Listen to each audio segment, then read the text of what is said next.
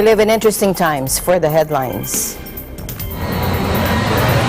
National Security Advisor Hermogenes Esperanza Jr. said the proposed 60-40 sharing in the planned joint oil and gas exploration in the West Philippine Sea is fair because China is spending for the exploration.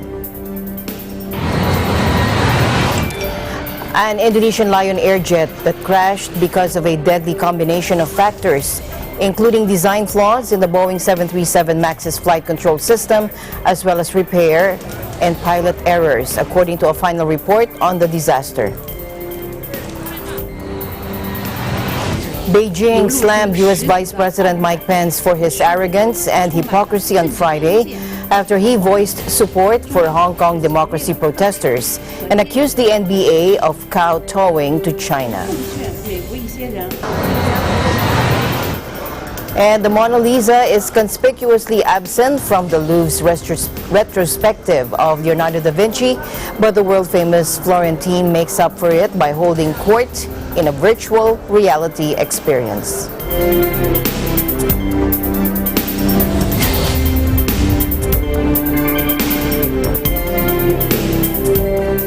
I'm Alma Angeles, wherever you're watching from around the world. Thank you very much for joining us. Now to the news.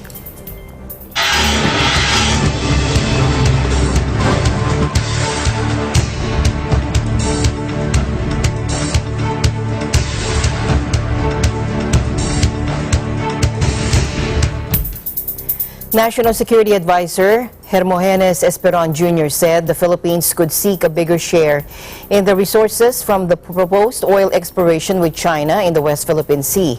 But for now, he said that the 60-40 revenue split was more than fair because China would spend for all the extraction and other things. Take a look. Well, 60-40 was done in Malampaya, so we are ahead by 20%. That's the net, because they spent for all the extraction and other things. They are spending for it, and we are getting more from the net. Okay, sir. Thank you po. More than fair, right? Rose to Benavi and You want to know how much fisheries do we have in our maritime domain? You want to know that it's about 70 billion that we could get from there? We are not sharing that with anybody. That means that's just the value of what we have been doing in the West Philippine Sea. So we are taking care of our major managed fisheries areas. We have 24 of them, and that will be part of all these things that will be discussed in this National Marine Summit. We are now taking care of. We want to take care of it, not only in terms of security, but also on marine research, tourism, and coastal development, as well as marine industry, which is, we are such a big archipelago that should really be developing its marine industry. International laws will be applied. That's why the main organizers here will be the National Coast Watch Council, with the help of the private sector. We have here the Movement for Maritime Philippines. And just imagine, this will be the first time that we will have a summit. That those seas, bodies of water had been there, and now we have had our national maritime policy, but that was promulgated by government with some consultations. But this time, this is a summit. This is a summit. A first ever National Marine Summit will be held next week to firm up efforts on the protection and sustainable development of the country's maritime resources and interests. Esperon said the upcoming summit would be the government's vehicle to push for three concerns.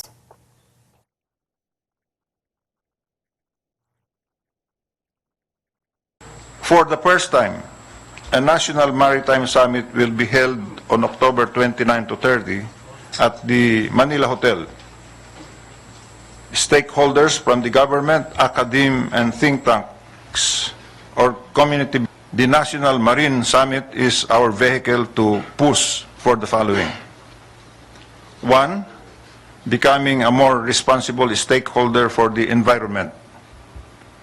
The Philippines already had a solid record and reputation for marine environment conservation and protection. We will step up our efforts here because the East Asian seas are connected. We will explore the possibility of connecting our marine protected areas with neighboring countries, especially within the Coral Triangle and the rest of the region. 2, pursue our robust marine scientific research. We are already building our capabilities for marine scientific research by acquiring state-of-the-art research and survey vessels. MSR is the first step for the sustainable development of the marine resources, which will benefit both Filipinos and the rest of mankind. So, we will build the National Academic Research Fleet, and we will lift shortly the moratorium on marine scientific research by foreign government and institutions. 3, we will invest on credible defense, posture, and maritime law enforcement capability. And based on studies and as practiced in some parts of the world, spending about 2% of the gross domestic product for national defense would be sufficient. We shall invest towards a credible defense posture and maritime law enforcement capability.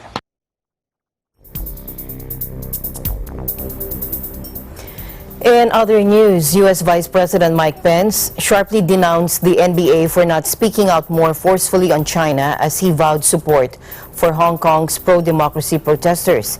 In a wide-ranging speech on U.S.-China relations, Vice President Pence lashed Beijing over its trading behavior, assertive military posture, and treatment of religious minorities, but also said the United States ultimately wanted a constructive relationship. Take a look. To the millions in Hong Kong who have been peacefully demonstrating to protect your rights these past months, we stand with you.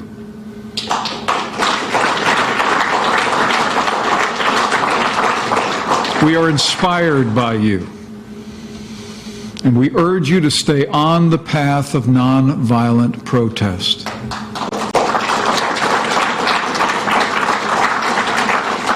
But know that you have the prayers and the admiration of millions of Americans. Nike promotes itself as a so-called social justice champion. But when it comes to Hong Kong, it prefers checking its social conscience at the door. He reserved his strongest language yet for the National Basketball Association, or NBA, whose players have often clashed at home with President Trump as he waded forcefully into a row over whether corporate America has sacrificed values in their search for profit in China. Some of the NBA's biggest players and owners who routinely exercise their freedom to criticize this country lose their voices when it comes to the freedom and rights of the people of China. In siding with the Chinese Communist Party and silencing free speech, the NBA is acting like a wholly owned subsidiary of that authoritarian regime. A progressive corporate culture that willfully ignores the abuse of human rights is not progressive, it is repressive.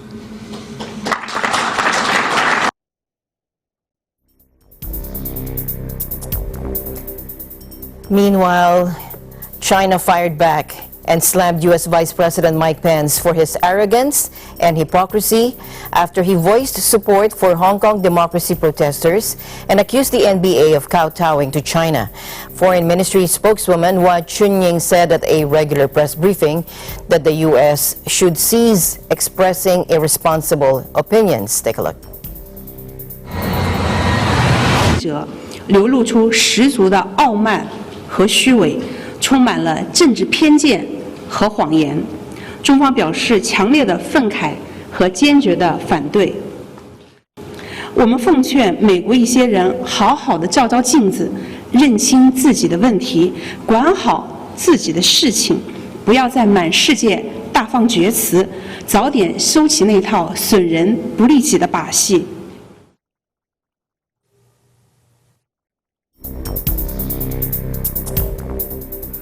Meanwhile, students in Hong Kong formed a human chain in a pro-democracy demonstration. Hong Kong has now been battered by 20 weeks of protests with no political solution in sight. Take a look. I'm here because I feel like I have the responsibility to stand out and tell the public, not only the people in Hong Kong, also the people around the world, that we are here to fight for freedom of Hong Kong. Apart from using violence, there are other ways to express our feelings, and it's the low-cost way to express it. You don't need to you just need to stand out, like holding hands with each other, and it takes a little time to do so. We're afraid of violence. We're afraid to be hurt by the police, but I'm not afraid to stand out and speak up. If I don't stand out, and then no one will going to do this. If we are all afraid of that.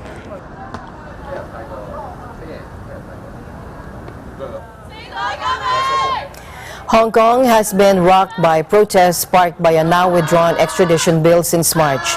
The rallies later evolved into a wider movement against the government, marked by months of clashes between protesters and the authorities.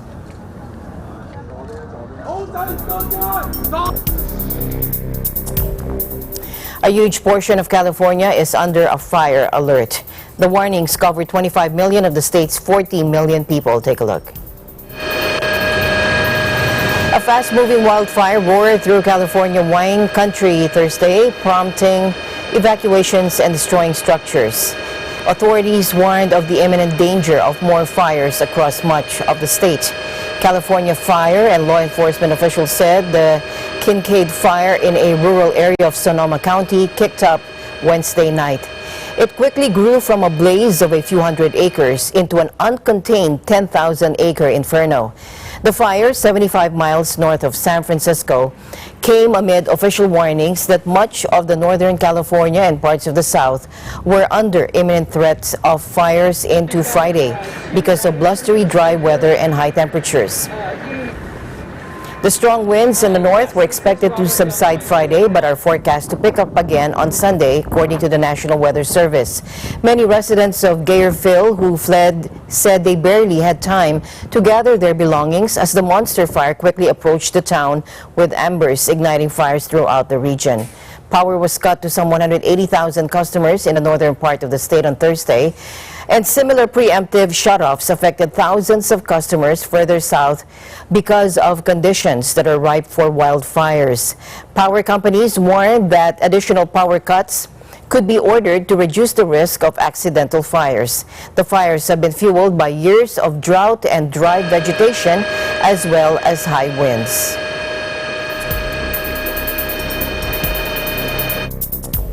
And our California Bureau, Alan Basalyahe, will give us an update on the wildfires where the Tick and Tick Branch 10 fires burned homes and closed down freeways. Alan? Quick-moving brush fires in Southern California are once again threatening homes, forcing evacuations and shutting down portions of freeways. This time, high winds are feeding flames in the Santa Clarita Valley, located about 30 miles north of Los Angeles.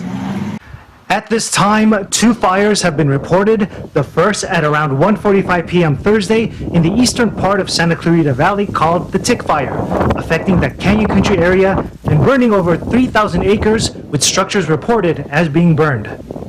In Castaic, about 10 miles west of Canyon Country, another blaze labeled the Tick Branch 10 fire along the 5 freeway has closed the northbound 5 freeway near Castaic. Acreage burned is estimated at 10 acres, but that number can certainly rise at any moment. LA County Fire reminds everyone to avoid these areas as much as possible. But for residents already in these neighborhoods, they are reminded to be on high alert and to be ready to leave at a moment's notice. In Santa Clarita, this is Alan Basoyahe, Eagle News. I'm 1 with 25. Thank you, Alan. It was the worst wildfire in California's history as it blasted through the small community of Paradise, killing 86 people and erasing everything in its path. But nearly 1 year after the inferno, the town in the Northern California foothills that was home to 26,000 people is literally rising from the ashes. I am so proud of our community because they've come together to help each other to rebuild. It's a very close, tight-knit community, and pretty much the folks here who are coming back, who are rebuilding, view themselves not as victims, not even as survivors, but as pioneers. We're building a whole entire town pretty much from scratch. Barely 4,000 residents live in Paradise today as the town prepares to commemorate the deadly wildfire that erupted in the early hours of November 8 last year. Nearly 19,000 structures, including 14,000 homes, were destroyed by the inferno that wiped out 90% of the town. Now those that have come back are living in the few structures still standing or in trailers parked on empty lots cleared of debris. The road to recovery, however, has been paved with many obstacles as reconstruction has been hampered by all the toxic debris that had to be removed and chemical contamination of the water supply. Still, Mayor Jones said local officials are forging ahead and have so far approved some 280 building permits while another 100 or so are under review. If we're lucky enough to issue 500 building permits each year, it's going to take 5-10 years. Yes, it's not going to happen overnight. I think we're going to be a nice little town of about 5,000 people in a year and a half from now, and we'll continue to grow, but we were 26,000 before, and that's going to take some time. Additionally, everything will be brand new. So I think it'll be attractive to young families and people who are looking for an affordable place to live, and we'll have newcomers move into town. So no, it's probably not going to be the same. Now, debris removal's almost finished, but we still have a lot of standing burnt trees. We estimate about 300,000 that still need to come out. They're burnt, they're dead, and they will eventually fall on people and homes. Now, Jones, who lost her home in the flames, stressed that in order to make sure last year's calamity doesn't play out again, the town has enacted stringent regulations that go beyond standard guidelines, and that includes banning wood fences, running up to a home, installing fire-resistant gutters, burying electricity lines, improving emergency notifications, and widening evacuation routes. Crews have also been working non-stop to reduce the highly combustible vegetation that helped feed last year's fire, which burned through 153,336 acres.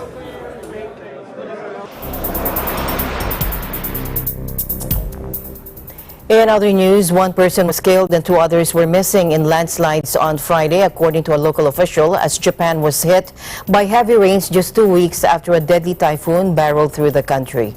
A woman in her 40s was sent to hospital, and another woman in her 60s was unaccounted for after landslides triggered by downpour struck 2 houses in Chiba, southeast of Tokyo, according to the local disaster management. She was later confirmed dead in hospital, according to an official. A separate landslide destroyed a house also in Chiba, and a man in his 60s was missing, adding that rescuers continued their search for the 2 missing people. The Japan Meteorological Agency issued warnings of heavy rains, landslides, and floods in a swathe of areas including eastern and central Japan. Non-mandatory evacuation orders were issued to more than 340,000 residents in the Fukushima region and 5,000 people in Chiba, according to public broadcaster NHK. Some 4,700 houses in the region were without power by Friday evening, while some train services were suspended. Japan was hit by Typhoon Hagibis about 2 weeks ago, with the death toll from the violent storm now standing at more than 80. Residents still picking up the pieces after that storm expressed frustrations over reconstruction delays and their fear of another disaster. Indonesian investigators said a design flaw, inadequate pilot training, and poor flight crew performance contributed to a Boeing jet crashing in Indonesia last year, killing all 189 people on board. We found 9 items that we consider contribute to these accidents. These contributing factors is items that connected each other that if one of them is not occurring on the day, the accident may not happen. The Lion Air disaster was followed months later by a second crash involving the same model of aircraft when an Ethiopian Airlines plane went down with 157 people aboard, leading to the global grounding of Boeing's entire 737 MAX fleet. The crashes had thrown a spotlight on the MAX model's Maneuvering Characteristics Augmentation System, or MCAS, an automated anti-stall mechanism that pilots in both planes had struggled to control as the jets careered downwards.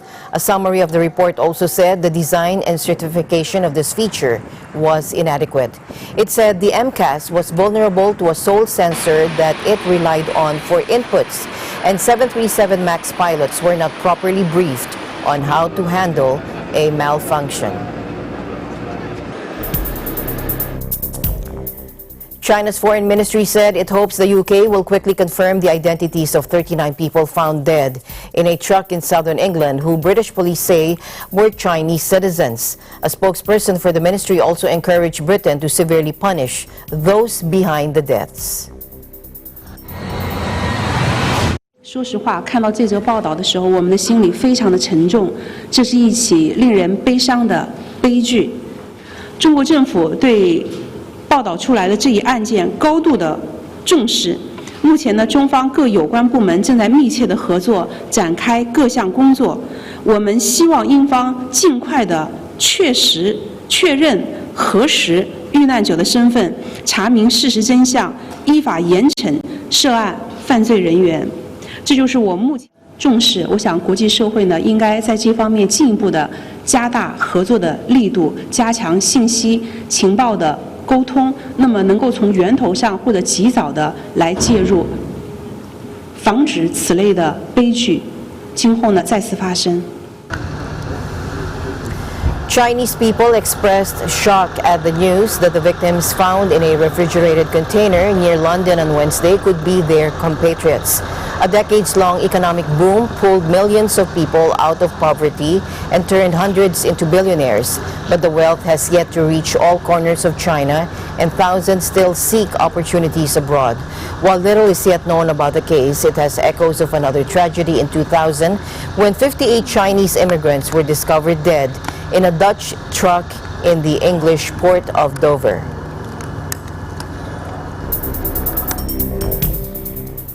In other news, President Donald Trump doesn't like what he reads in two of America's biggest newspapers. That's the New York Times and Washington Post. So he won't be getting them any longer. President Trump on Monday had told Fox News, the television network, that he watches daily and relies on for largely friendly coverage, that he didn't want to get the papers because they are fake. White House spokeswoman Stephanie Grisham said, quote, "This will be a significant cost savings to taxpayers." Grisham also told the Wall Street Journal that the White House plans to require all federal agencies to cancel their subscriptions to the two newspapers.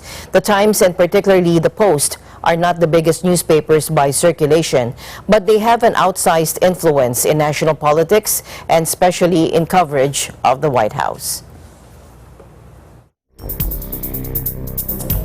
Thousands of protesters massed near the high-security Green Zone in Iraq's capital on Friday in a resumption of anti-government demonstrations that left more than 150 people dead earlier this month. Take a look. They're expected to balloon further with the full endorsement of populist cleric Muqtada al-Sadr, whose supporters have in previous years breached the green zone, hosting government offices and foreign embassies. Protests first erupted on October 1 to demand an end to widespread corruption, unemployment, and an overhaul of the political class. Activists called for the resumption on Friday, which marks a year since Prime Minister Adel Abdelmahdi came to power, and the deadline set by the country's top Shiite authority for him to enact desired reforms. 1 in 5 people lives in poverty in Iraq, and youth unemployment sits around 25%, according to the World Bank. And the rates are staggering for OPEC's second biggest oil producer, which Transparency International ranks as the 12th most corrupt state in the world.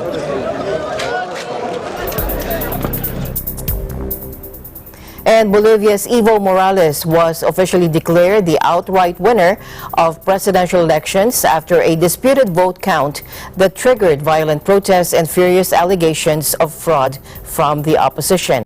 The United States, European Union, and Latin American countries responded to the result. They called for a runoff vote to restore trust and confidence in the electoral process. With 99.99% of the ballots counted, the country's Supreme Electoral Tribunal declared Morales had secured 47.1% of the vote against 36.5% for his closest rival, Carlos Mesa, just scrapping past the 10-point margin of victory required for an outright win. The Organization of American States, or OAS, had expressed concern over the vote count. At first, it showed Morales and Mesa headed off for a runoff, before shifting dramatically on Monday to give the president a wider lead. The European Union said Thursday it also shared the OAS assessment that the best option would be to hold a second round to restore trust and ensure the full respect of the democratic choice of the Bolivian people. Violent protests have raged all week, and fresh clashes broke out between supporters of both sides in Santa Cruz, the economic capital, and opposition stronghold.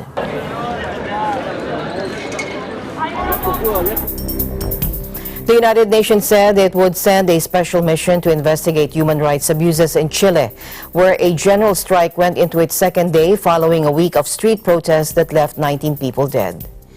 President Sebastián Piñera tried to ease tensions by announcing a plan to end a highly unpopular state of emergency and nighttime curfews that have lasted 6 days.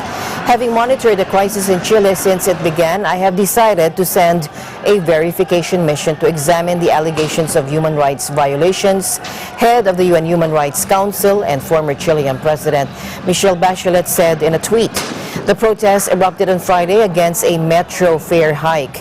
But since then, it evolved into a wider rebellion over low salaries and pensions, high education and health care costs, and a yawning gap between rich and poor. While much of the action has been peaceful, metro stations were destroyed, supermarkets torched and looted, traffic lights and bus shelters smashed, and countless street barricades erected and set alight. Some 20,000 police and soldiers have been deployed in the city using tear gas and water cannons to disperse demonstrators.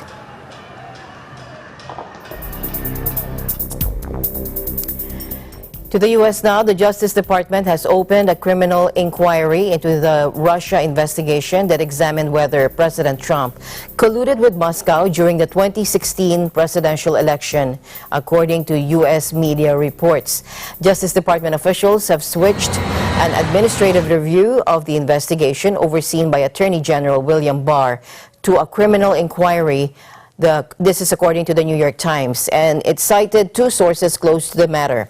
The move gives lead prosecutor John Durham, the U.S. Attorney for Connecticut, the power to convene a grand jury, file criminal charges, and issue subpoenas for witness testimony and documents. The decision to open the inquiry means that the Justice Department is essentially conducting a criminal investigation into itself, though it's not clear what potential crime is being investigated, nor when the criminal inquiry began, according to the Times. The Justice Department did not respond to a request for comment. Now, President Trump has repeatedly attacked the Russia investigation since it began in 2016, denying allegations of collusion and accusing those involved of treason. A Pakistani court on Friday bailed former Prime Minister Nawaz Sharif indefinitely on medical grounds for an indefinite period. Now take a look. This was days after he was taken. This was a day after he was taken to a hospital from prison, where he is serving 7 years for corruption. A second court official said the ruling had come after doctors confirmed that Sharif was suffering from an autoimmune blood disorder requiring immediate medical attention. The 69-year-old was taken to hospital when his blood platelet count dropped to dangerous levels. Sharif was prime minister 3 times before he was ousted over corruption allegations back in 2017.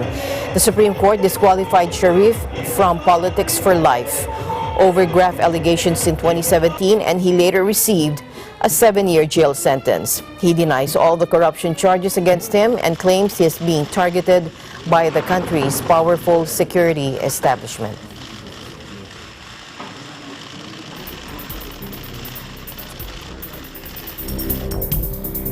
You're watching Eagle News. Business News is up next.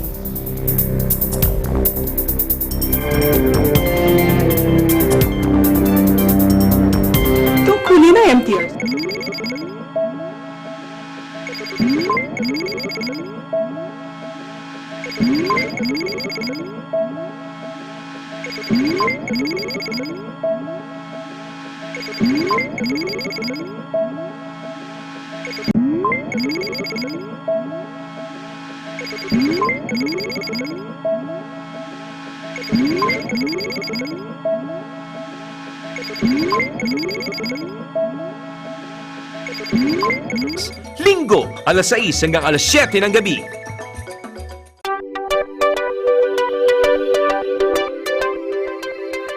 Watch your favorite Net25 shows on OSN channel 725, same day as the Philippines. Watch your favorite Net25 shows live and on demand anytime, anywhere on any mobile devices on OSN Play.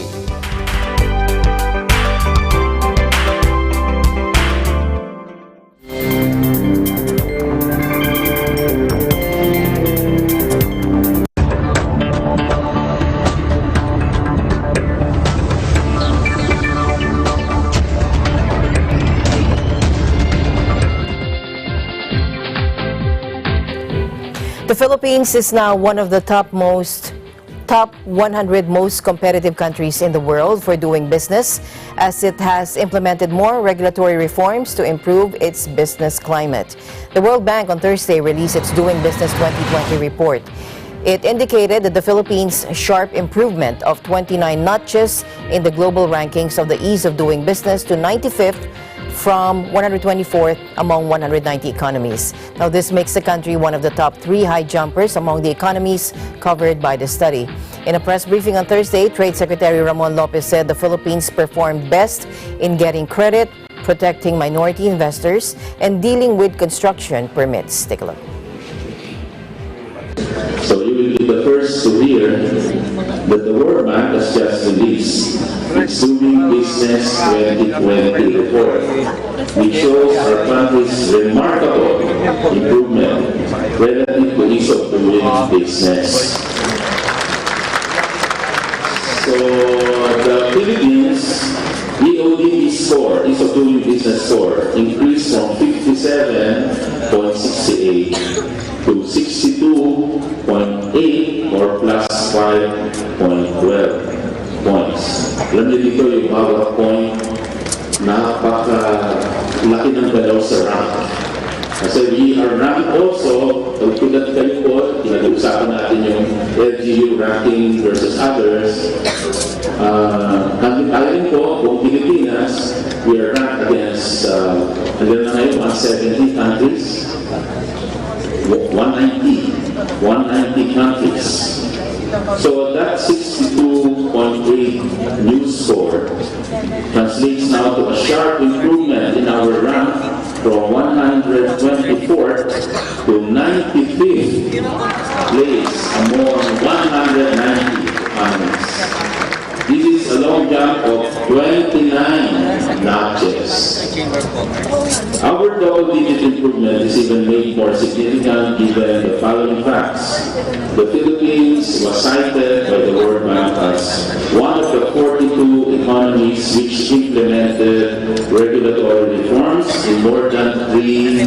topics, which resulted in significant improvements in our EODB scores. The Philippines is one of the top 3 high jumpers among the 190 economies covered by the World Bank study. In terms of rank, the Philippines is the 3rd highest. In terms of the increase, next only to Togo, +40, Saudi Arabia, +30, and we share the same spot with Jordan, which also increased by +29 notches. Among ASEAN, Philippines recorded the highest improvement, both in rank and EODB score, followed by Myanmar, which rose from 171 to 165th, and that's +6 notches, and its EODB score from 44.7 to 46.8, or +2.08. The last time the Philippines ranked 95th, the highest spot we held so far was in the year 2014.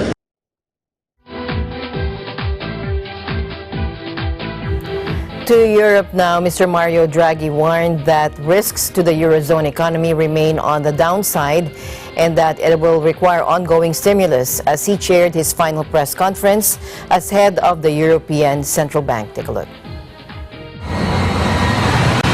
The risks surrounding the euro area growth outlook remain on the downside. In particular, these risks pertain to the prolonged presence of uncertainties related to geopolitical factors, rising protectionism, and vulnerabilities in emerging markets.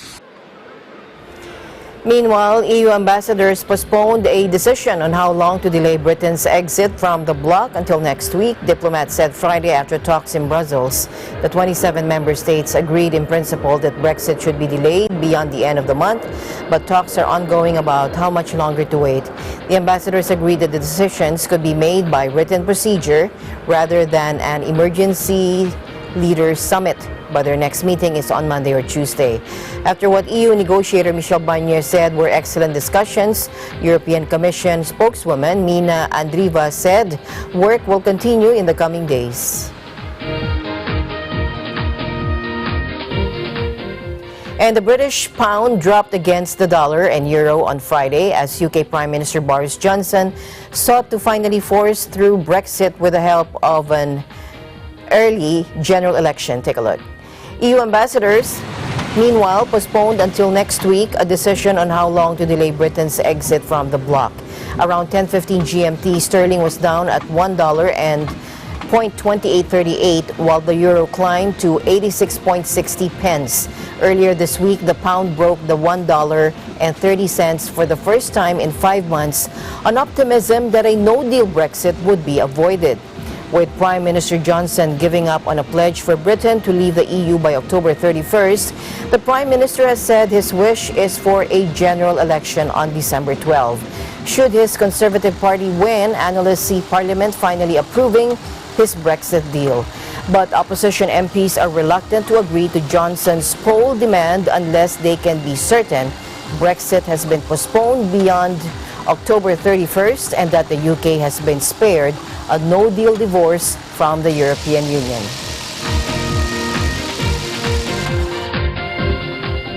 In other business news, next-generation vehicles go on display at the 2019 Tokyo Motor Show. Take a look.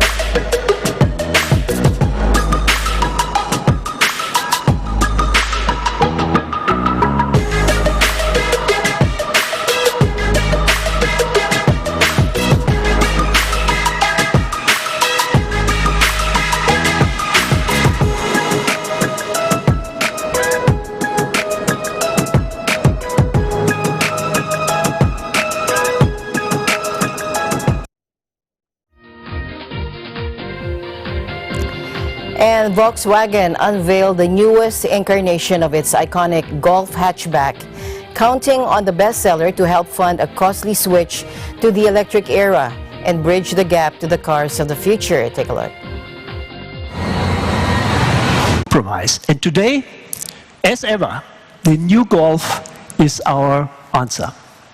With the new Golf, we are providing a broad spectrum of electrified drives. The new Golf makes it possible to access a whole variety of climate-friendly drive technologies. Highly efficient new petrol, new diesel, or natural gas engines. Mild hybrids and plug hybrids give the customer the choice. This is an important intermediary step on the way, reducing our share on carbon emissions of 1% to 0 by 2050. The 8th generation of the unglamorous but trusted compact car, of which more than 35 million have been sold since 1974, made its debut at an evening ceremony at the German car giant's Wolfsburg headquarters. But the launch was a decidedly less glitzy affair than last month's unveiling of the ID.3, Volkswagen's first all-electric mass-market car, which took center stage at the Frankfurt Auto Show and symbolizes the group's €30 billion bet on zero-emissions vehicles. 7 years after the model's last revamp, the new Golf 8 is hitting the road in a vastly changed landscape.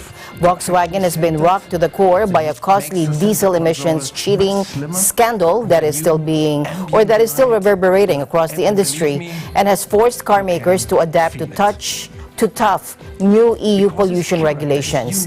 Volkswagen CEO Diess is getting big on next-generation vehicles, promising to bring some 70 electric models to market by 2028. All new diesel or natural gas engines, mild hybrids and plug hybrid.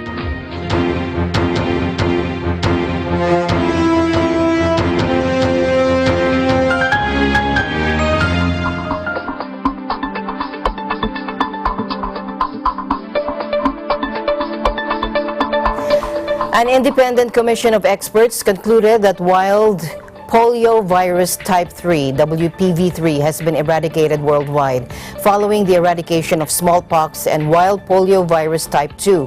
This news represents a historic achievement for humanity. The announcement coincided with the World Polio Day, marked on October 24. It also comes 3 years after a last case of type 1 poliovirus has been reported in 2016 in Nigeria. GCC concluded at its meeting last week that wild type 3 polio has been eradicated worldwide.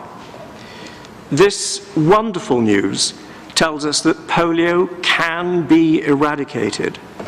2 of the poliovirus strains are gone, and only type 1 polio remains, and that only in Pakistan and Afghanistan. There are 3 individual and immunologically distinct wild poliovirus strains: the wild poliovirus type 1, WPV1, wild poliovirus type 2, WPV2, and wild poliovirus type 3. Symptomatically, all 3 strains are identical in that they cause irreversible paralysis or even death. But there are genetic and virologic differences which make these 3 strains 3 separate viruses that must each be eradicated individually. WPV3 is the second strain of the poliovirus to be wiped out, following the certification of the eradication of WPV2 in 2015. And the last case of WPV3 was detected in northern Nigeria in 2012. And since then, the strength and reach of the eradication program's global surveillance system has been critical to verify that this strain is truly gone. Investments in skilled workers, innovative tools, and a global network of laboratories have helped determine that no WPV3 exists anywhere in the world, apart from specimens locked in secure containment. We cannot relax our vigilance for program performance, that's vaccination that protects children, our surveillance to find polioviruses, our preparedness to deal with any poliovirus should it occur, and our ability to contain polioviruses forever. We've eradicated 2 of the 3 polioviruses. We have just 1 strain of poliovirus left in 2 countries. We just have to finish this job. This is only a milestone. We have not reached our destination.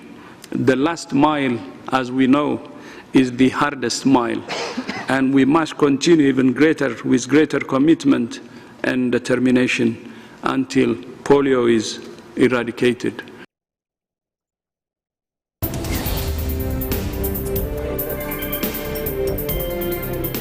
You're watching Eagle News. We'll be right back. Stay tuned.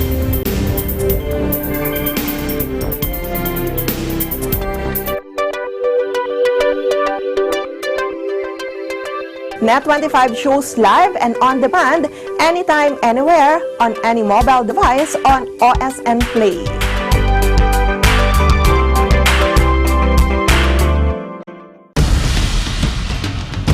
Accurate and fair reporting.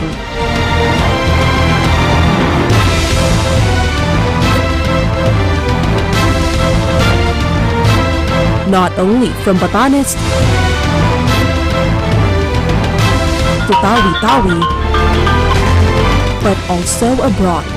Detailed and timely stories relevant to people all over the world. Catch all of these at Net25,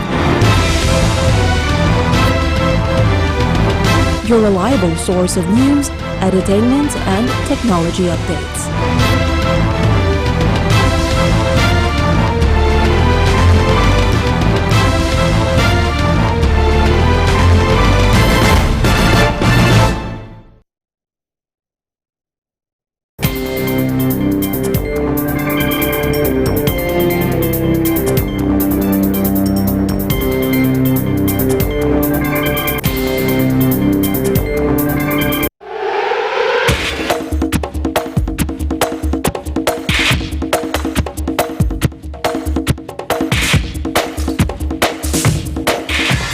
All right, let's now focus on sports. Here's Anthony Sevilla.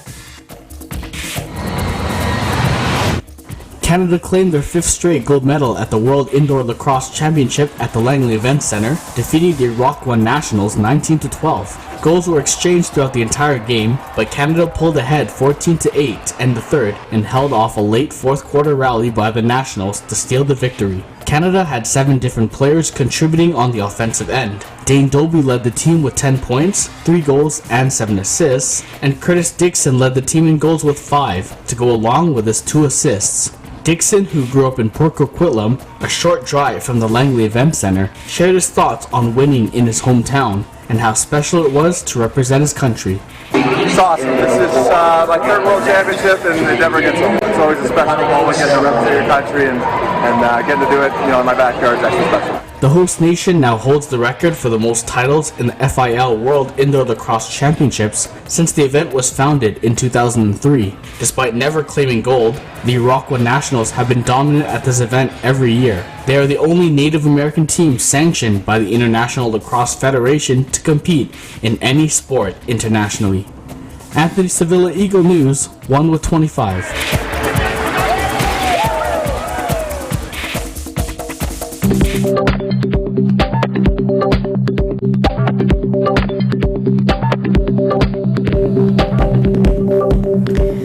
The Mona Lisa is conspicuously absent from the Louvre's retrospective of Leonardo da Vinci, but the world-famous Florentine makes up for it by holding court in a virtual reality experience. Take a look. To see L'Homme de Vitruvian in person, given all of the, conflict about whether it was coming or not. Just to see it, it's so, in some ways it's so unassuming. It's a drawing on a piece of paper, and in other ways it's, really revolutionary. So that was very exciting. exhibition. I loved the drawings component of it. I thought was brilliant, and I've always wanted to see St. John the Baptist, so that was a big moment for me. I've always wanted to be able to get in up close to see the painting, and I've often come at 8 in the morning to wait in line to be the first person, and that's one of the few paintings I've never been able to be alone with in the Louvre. So, yeah. It was interesting in that regard, that I think it was an occasion to feel alone with painting that we rarely get to be alone with. Organizers of the blockbuster show featuring 11 of the Renaissance masters' paintings, which opened today, decided to leave the masterpiece in its usual home, the Salle d'Essai, fearing crowd control problems. Instead, visitors can enjoy a virtual experience with Madonna Lisa del Giancondo, who comes to life in the 8-minute immersion experience created by the Taiwanese firm HTC Vive Arts. With a curt nod, the wife of a wealthy silk merchant welcomes the viewer to her loggia overlooking Leonardo's imagined landscape, alluding to the evolution of the planet as a way of conveying unity between nature and humanity across the ages. The viewer should be prepared for a few surprises after putting on a headset and choosing one of 4 languages: English, French, Spanish, or Chinese. The retrospective commemorating the master painter's death 500 years ago, titled simply Leonardo da Vinci, runs to February 24 in the Louvre's Hall Napoleon. A download of an extended version of the virtual reality experience can be purchased through Viveport, and other online platforms.